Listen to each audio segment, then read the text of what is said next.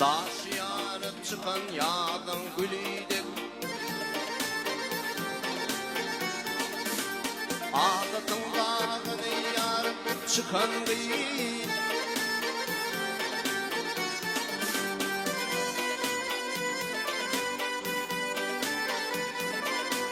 Sana bağıtı yarlık ve yer yürüp güya aşık gözü bilin bakan gıyı.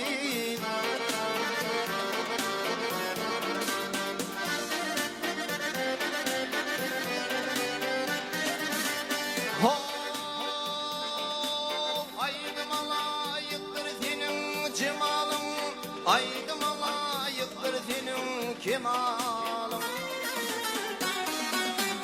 Aydım alayıktır senin ıhvalın, bilin kendi makbelisin kakan gıyı.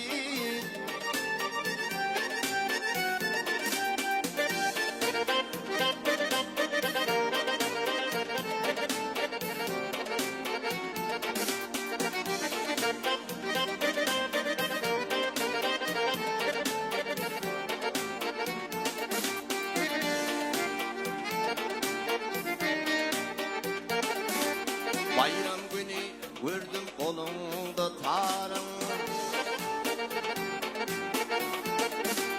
Tarımda çalıyordum, vasfalıyordum.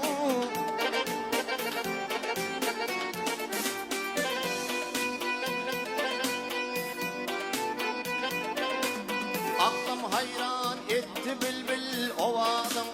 Şart mukami, şart perdenin çeken gıyı.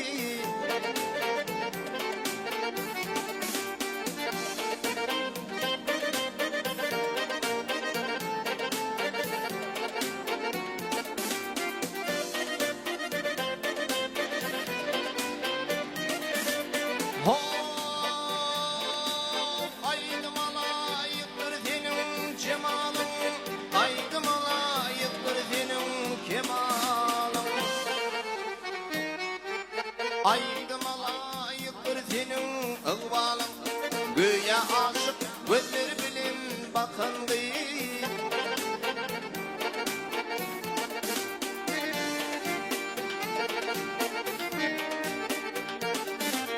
Dörendik, dörendim ay bilen gündün. Dünyada pek bunca görmedim senin.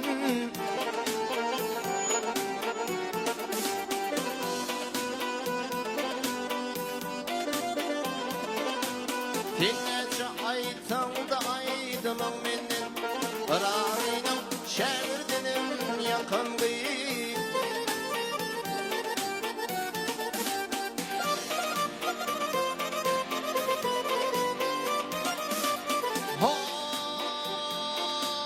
Aydım alayıktır senin cemalın, aydım